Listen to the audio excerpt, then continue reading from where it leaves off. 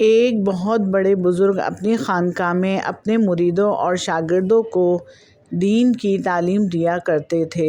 علم کے پیاسے خالی ہاتھ ان کے پاس آتے اور علم کے خزانے لے کر اپنے گھروں کو لوٹتے۔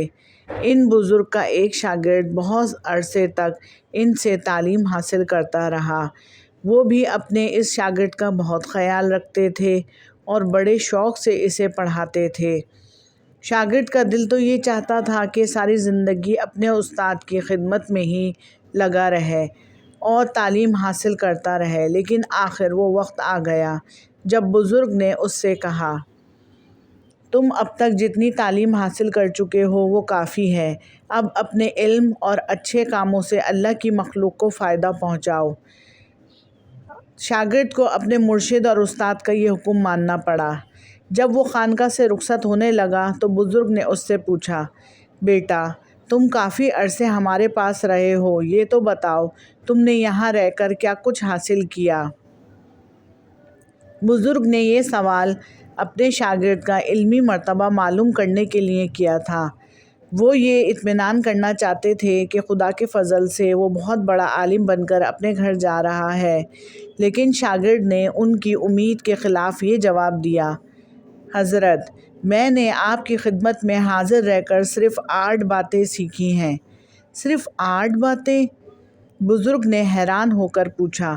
شاگرد نے کہا، جی ہاں، پہلی بات یہ ہے کہ انسان کو نہ دولت سے محبت کرنی چاہیے اور نہ اونچے عہدوں اور شان و شوکت سے، اسے نیکی کرنے کو اپنی زندگی کا سب سے بڑا مقصد بنانا چاہیے۔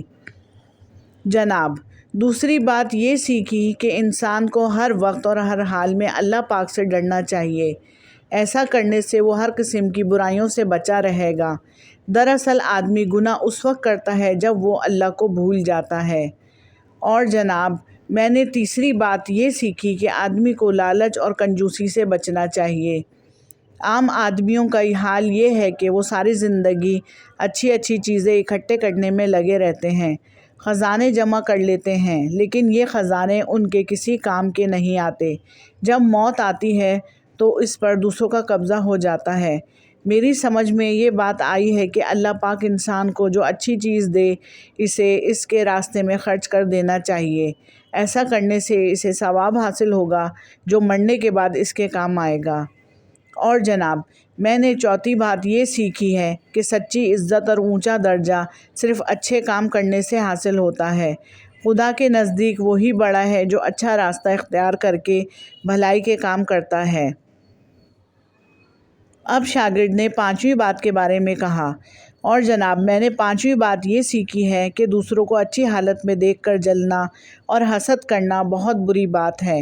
انسان کو یہ ایمان رکھنا چاہیے کہ سب نعمتیں اور خزانوں کا مالک اللہ پاک ہے، اسی کے آگے دامن پھیلانا چاہیے، کسی کی کوئی چیز چھین لینے کا خیال دل میں ہرگز نہیں لانا چاہیے۔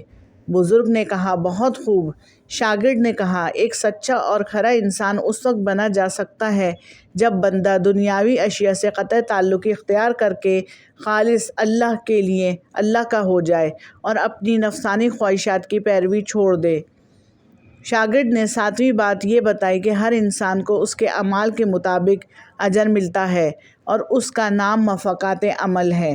بزرگ نے شاگرد کی اس بات پر خوشی اور اطمینان کا اظہار کیا اور پوچھا کہ 8ویں بات کیا ہے؟ شاگرد نے کہا کہ 8ویں بات میں نے یہ سیکھی ہے کہ ہمسائے کا حق دوسرے کی نسبت پہلا ہے اور اپنے پڑوسی کی ضروریات اور اس کی دکھ تکلیف کا احساس کرنا ہی ایک اچھا ہمسایہ ہونے کی نشانی ہے۔ شاگرد کی یہ 8 باتیں سن کر بزرگ نے کلمہ شکر ادا کیا اور شاگرد سے کہا، تم ان 8 باتوں سے جو کچھ سیکھا ہے ہمیشہ یاد رکھنا اور اپنی زندگی کو ان باتوں کے مطابق ڈھالنا۔